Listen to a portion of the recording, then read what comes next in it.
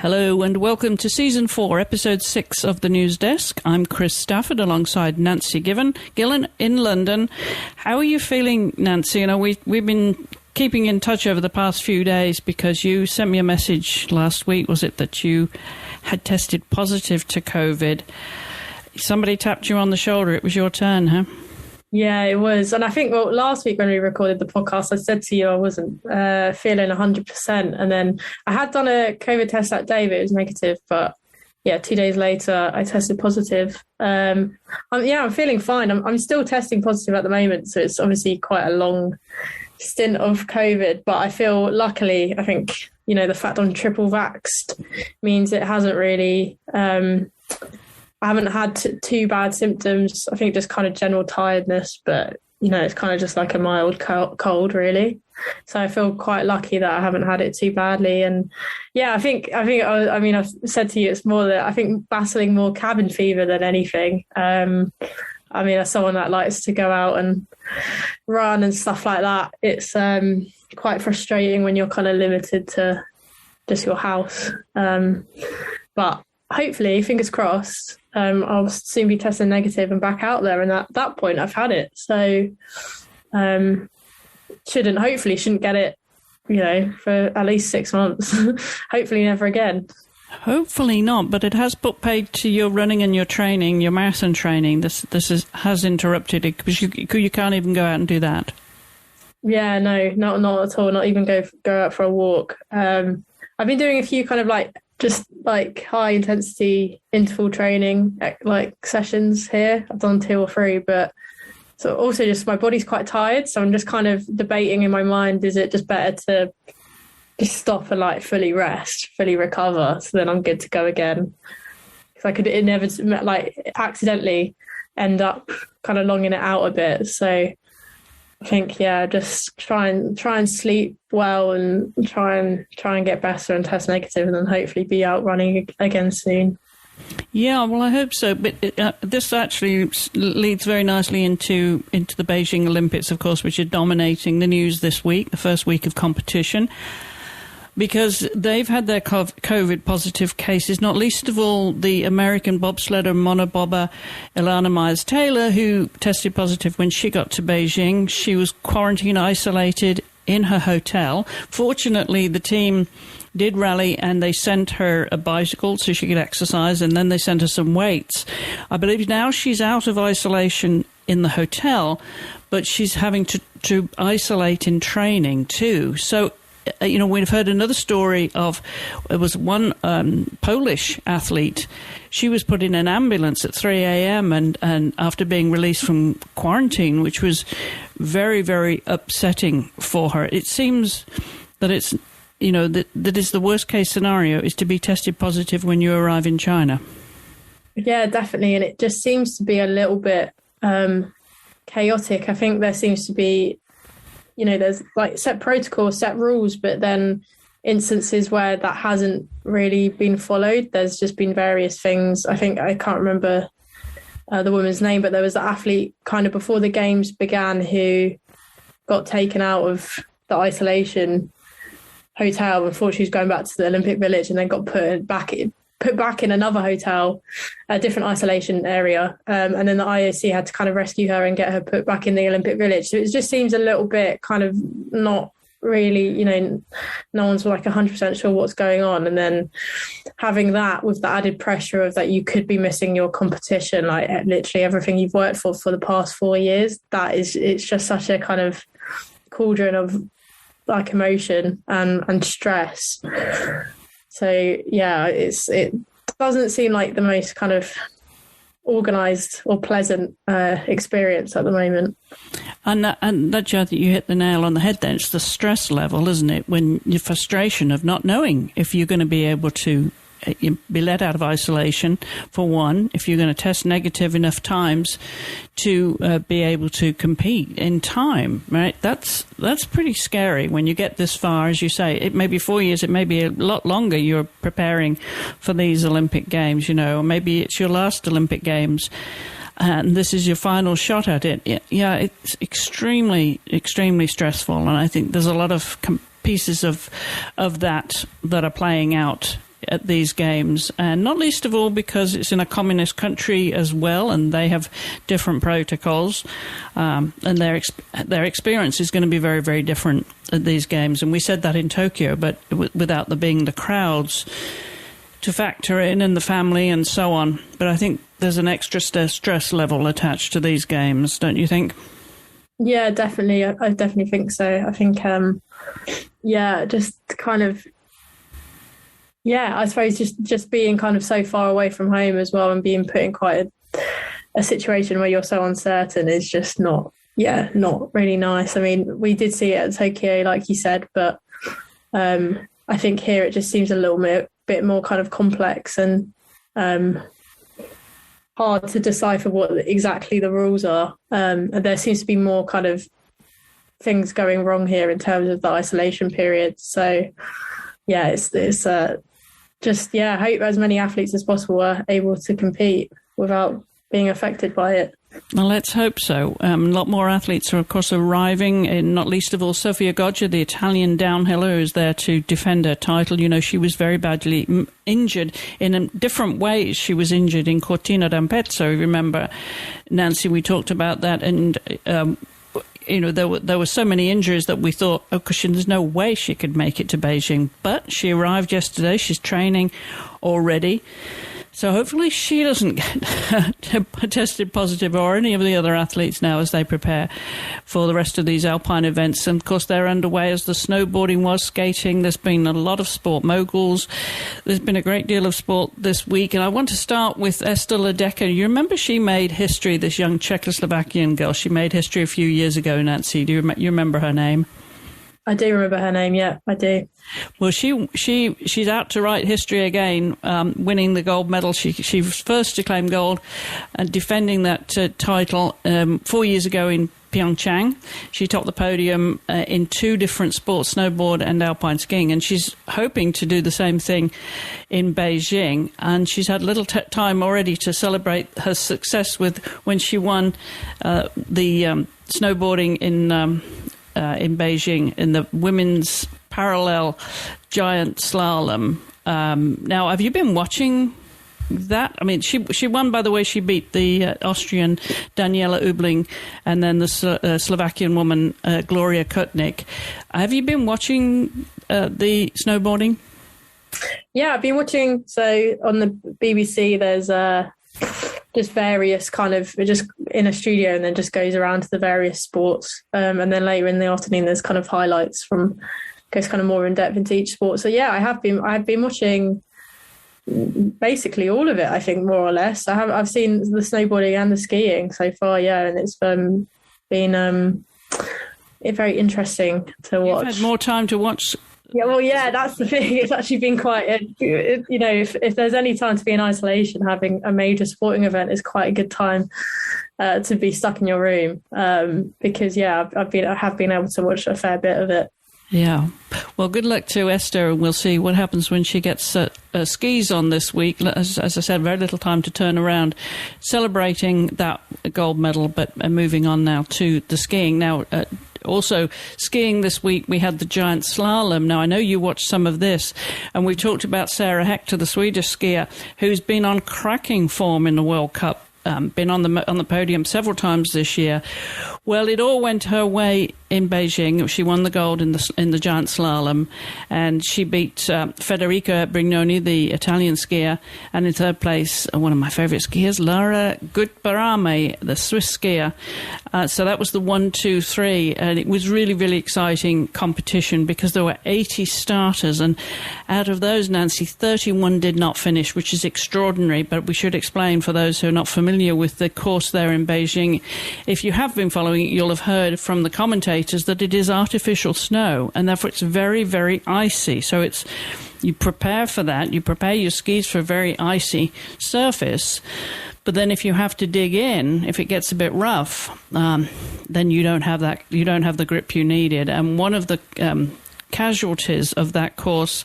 Well, a couple of Americans, Michaela Schifrin, she skied out at the fifth gate. Things just did not go her way.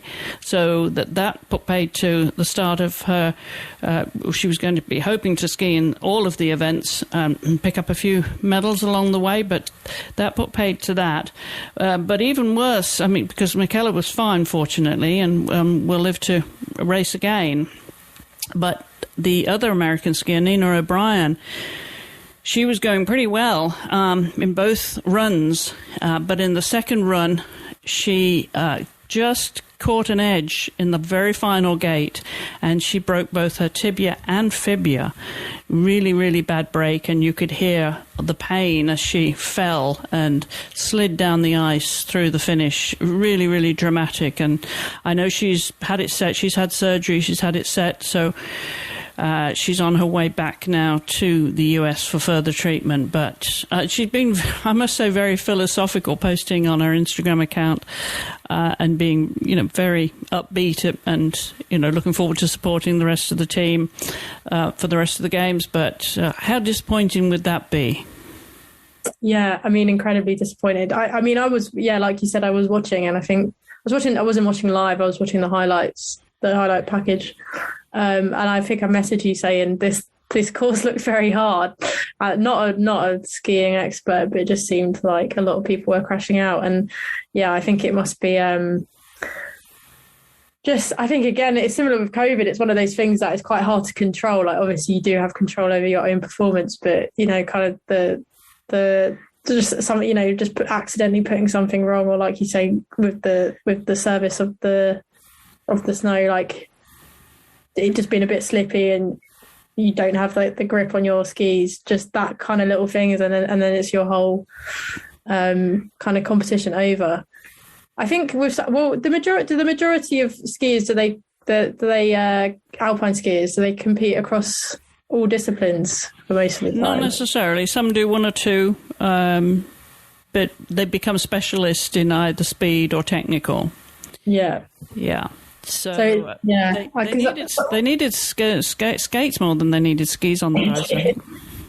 Yeah, I think. Well, I think for some of them, I suppose that they are at least able to compete again. But yeah, for others, I think it would be very disappointing. Very disappointing. We're talking about ice. You will have heard about the 15-year-old Russian figure skater who landed an historic, seemingly gravity-defying quad jump this week. Did you see that? Yeah, I did. Valieva. She became the first woman to land a quadruple Salchow jump in the team event. That was pretty dramatic. You did watch it, did you? Yeah, I did see that. Only 15 years old as well. It's very impressive. Yeah, and she landed two quads in a long program, with her second being a quadruple toe loop and triple axel combo. And then she fell on the third attempt, but to expect her to land all three would be pretty amazing. But she's made history there, so good for her. I mean, you wonder how much more daring they can get on ice, and especially in the pairs. I think the lifts are so dramatic now. I was watching a Russian pair the other evening, and they were so fluid and fluid in their throws too, and they get just that much more technical. You think, where can you go with this? It just gets, that's the Olympics, right? It gets higher and braver, faster, stronger. all of that. Yeah. Well, we've got a couple of stories about Chinese citizens, or US-born Chinese citizens. I know you've probably read these stories. There was the Eileen Gu, who claimed her first medal with a trick she'd never tried before. Did you read about that? She came from behind to win the first ever gold in the women's big air free skiing event after landing what they call a double cork 1620. Nancy, are you familiar with that? I'm not. I've seen her do it now, but I was not familiar with the skill beforehand today. But another teenager, and yeah, like you said, really interesting, because she competed for the US, I think, until 2019, and then switched. But she's now like China's like sweetheart, isn't she? I think yes. She's also a fashion model, so apparently if you go anywhere in China, you'll see her on like a billboard. Yeah. They absolutely love her there. So that must have been, I imagine that was absolutely massive when she won that gold medal. Yes. And then there's another US-born Chinese athlete there too, Zhu Yi. Is it Zhu Yi? Y-I?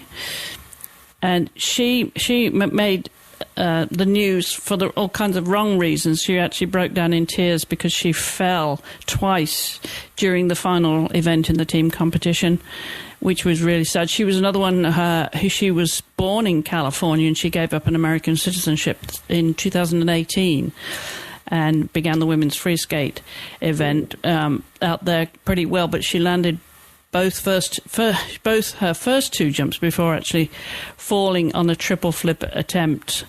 But yeah, really, really heartbreaking when that happens at an Olympic Games, of all places, right? Yeah, again, just one of those things where it's always happening, right? Yeah, exactly. There's been a lot of firsts, and we have to mention, and I'm going to try this, Zoe Zadowski-Zinot. She's the first athlete from New Zealand to win a gold medal at the Winter Olympics, finishing first in the slopestyle snowboard competition. Did you note that? I remember the celebrations when she won, because this was the first for New Zealand. Yeah, I think as well. Because she's been doing really well, hasn't she, in the World Cup season, the regular season. So I think it was almost that anticipation of her doing so. It must have been quite a lot of pressure to overcome as well, having that on your shoulders. But yeah, absolutely incredible. I think when you consider kind of where she comes from and the fact that they don't have much Winter Olympic heritage as such, a really impressive achievement. Well, there's a first for the Australians too, thinking of the Southern Hemisphere, who don't really have that. I mean, they do more in well, they do, but they don't have, like, as you say, the history of gold medals. And there was the first Aussie to win gold in the women's mogul event this week. That was Jakara Anthony. So she's made history too. So you've got one, haven't you? Haven't you got a first? Well, I've got the oldest. You've got the oldest. Tell me oldest. Yeah. So Claudia Pechstein, a German speed skater, she became the oldest woman to compete at a Winter Olympics, aged 49. Which I think, when you can compare that to the Summer Olympics, because I think the Summer Olympics age, I imagine, is a bit older, because normally in equestrian you do have relatively older athletes competing. But yeah, no, that is she broke the record previously held by Anne Abernathy, who competed at Salt Lake 2002, aged 48.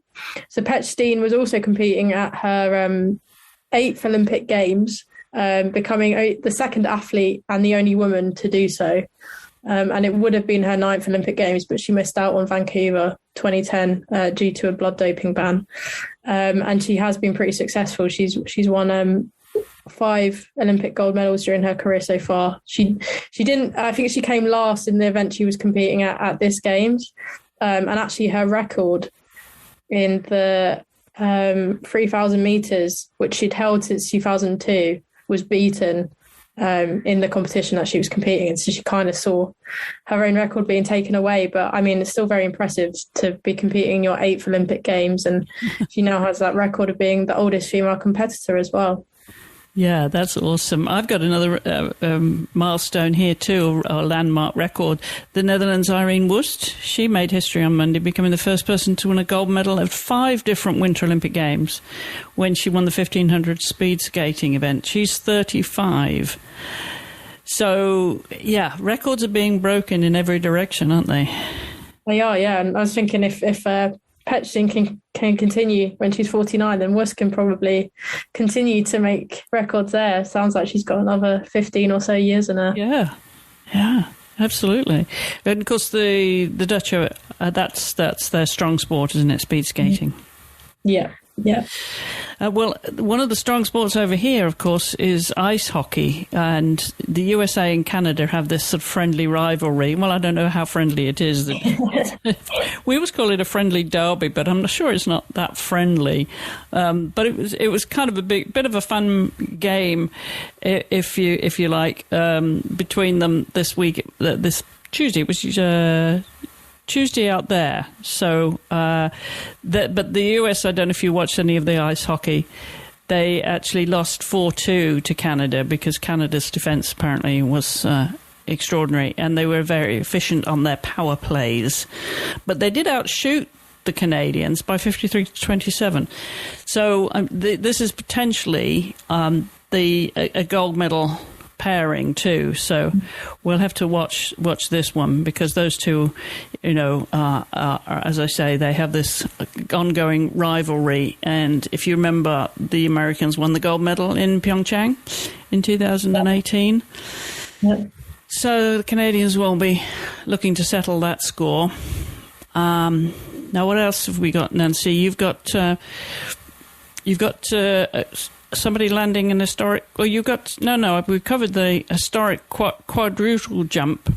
Have you got anything more on Beijing right now for this week?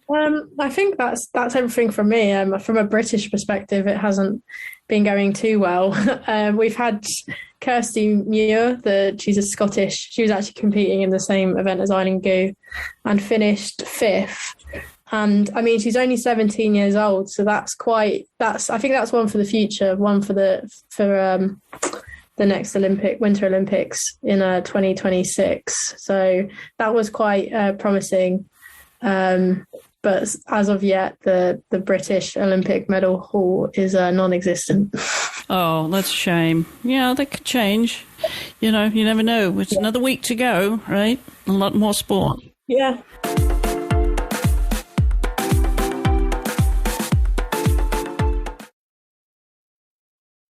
The English women's cricket team will be still licking their wounds, because we talked about the tour that was happening down under, and the Australians got the better of the English in the end and won that series, which was a combination of different formats. And overall, in the final one-day international, was it T20s that rounded off that series?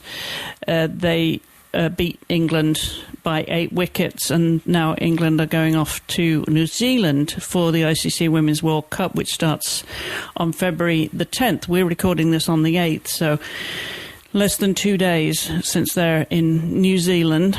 And obviously we'll be looking to pick up their game a little bit, because to be beaten so comprehensively in all of the formats, I think they only won one game. They got rained off a couple of games. So hopefully they will have taken a lot of messages from that, and that they can work on before that World Cup series. So that's happening down under in cricket, and we've got just one major piece of football news, haven't we, Nancy? And it all involves one young lady called Trinity Rodman. Yeah, a quite interesting story here. So Rodman has actually become the highest. I don't quite know how to describe it. I suppose the most lucrative NWSL contract. So re-signing with Washington Spirit on a 4-year deal, which is worth $1.1 million. So that is that's spread out over the 4 years. That will be around, over $250,000 a year, which, puts her above, Megan Rapinoe, Alex Morgan. She's now being paid more than all of those stars, which for only 19 years old, she, has been making a bit of a scene. We've talked about her a bit on this podcast so far, and I know you are an admirer of her. And she was named US Soccer's Young Player of the Year for last year. So she's obviously a very big player, and I think it just shows as well that I don't think it's necessarily her as a player, but it's also the increasing amount of money that is going into women's football now. And I imagine soon there will be other players on similar contracts as well. Just a very kind of interesting news story there.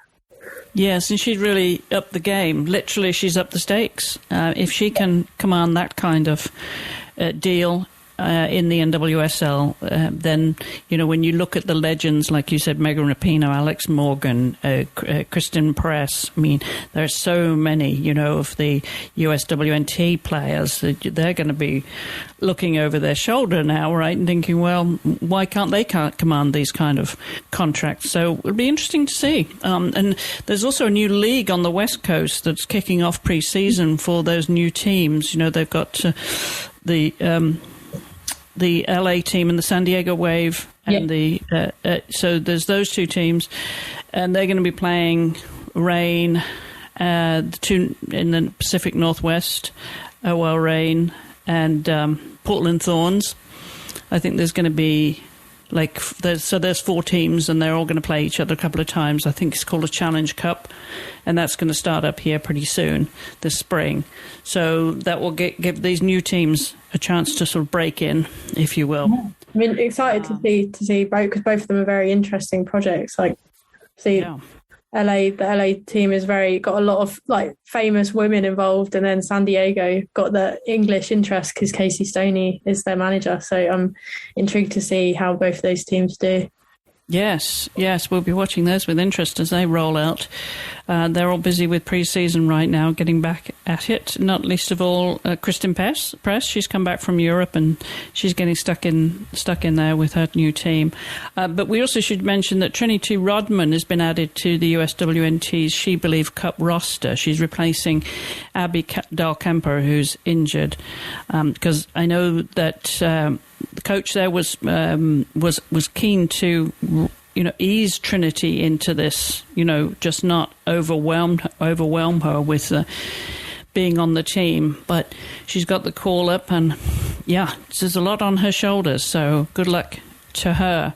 We've got a tennis story next, haven't we? We're talking about making history and women really pushing the limits here, breaking that glass ceiling. Well, they've done it at Wimbledon, haven't they? Yeah, they have. And this is an interesting one. They've raised the ticket prices for the Wimbledon women's final, so it's matched with the men's. So last year, for example, a spectator would pay £200 to attend the women's final and £240 for the men's. But this year they are both going to cost £240. I feel like probably the average fan probably wish they lowered the men's instead of raising both. But no, it's good news, because I mean the kind of motivation behind doing that. The All England club officials said that they took the decision so that the women's event isn't perceived to be any less important. And then, you're always going to get the people that complain about the fact that women's tennis doesn't play as many sets at Grand Slams. But there won't actually be, even though you're paying the same amount and you'll see the same amount of sets, because they're going to format the tournament. So you'll have the best of 3 set mixed doubles final, which will follow the women's single semi-finals, and then the best of 5 set men's double final will be played after the women's single final. So that you'll always kind of have a maximum amount of sets, even with the tickets that you get. So I think it's in the Times reported this, and they point out that at the French Open, there's still quite a significant gulf in ticket value. So I think it's something like £126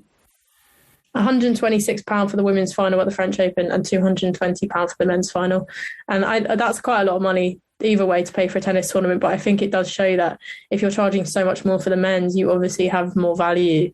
You obviously do value the men's more. And then I think the treatment that it gets, because they're charging people more for it, it will probably get that more sponsors will want to pay more for it. TV companies will want to pay more rights for it and stuff. So it has a real knock-on effect, I think, when you do that.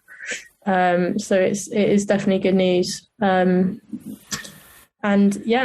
think it's obviously, like I said, as a fan, probably quite sad that you're going to be paying £40 more, but I think it's worth it for to get that equity in sport. Well, we've been crying for equity, and I have to wonder then with that, Nell, this could be the catalyst for, those that think that the women's final at least should go to 5 sets. Yeah. Well, yeah, and I know that's obviously something that's been debated for a very long time. I was actually reading an article in the Telegraph recently which said that it should be now going up to 5 sets. There's no real reason why it shouldn't. Can I say something controversial though? I think both of them should go down to 3 sets. I think the men should come down. This is me who prefers instant gratification in sport. I'm not one for a sport that lasts for quite a while. So sometimes I find the 5 sets in men's matches a bit too much. I'm with you there. I'm with you. I'd rather the men's come down to 3. Yeah. How about being controversial? Have you seen this idea for it to replace the penalty shootout with a 1-on-1? Have you seen that? I have seen that. Was it Gotham FC? I think we're doing it in training. Yes. Yeah, I did see that clip. Yeah, but there was actually a period in the US where that was a legit thing in men's football, where you can look it on YouTube. They would just like run at each other from the halfway line. So yeah, sorry, if you want to fall down like a wormhole of that, then I'd recommend watching them on YouTube because it's very funny. But yeah, no, I disagree with that. I want a good old fashioned penalty shootout. Okay, all right. Well, that's probably a conversation for another day. But we're talking about how things are. Women are really things are changing. Women are making their mark in sport. There's no doubt about it. There's better contracts. There's more coverage, and you've got proof of that with a recent study about record-breaking audiences. Tell us about that, Nancy. Yeah, so this was done by Future Sport and the Women's Sport Trust. They looked into the broadcast audience for women's sport in 2021, and what they found was extremely positive. So they found that domestic women's sport attracted a record British broadcast audience of nearly 33 million. Some of the biggest drivers of this was the 100, so the cricket tournament that was launched last year, which basically kind of advertised the women's tournament alongside the men's. There was pretty much parity in the promotion of it. And then the Women's Super League as well, which has enjoyed a new broadcast deal on Sky and the BBC starting from last year. There's some little interesting stats as well. So there were 19 million new viewers to women's sport. And interestingly, so they were somehow, I don't know how they managed to do this, but they were somehow able to work out who had watched women's cricket or women's football and hadn't watched men's cricket or men's football. So they found that 25% of the viewers who watched England women's cricket or the women's 100 last year did not watch any men's cricket on TV in 2021. And in addition, 6.2 million people watched live Women's Super League matches in 2021 without watching a Premier League game on TV. And 1.5 million watched the W Series, the women's motorsport competition, without watching live Formula One.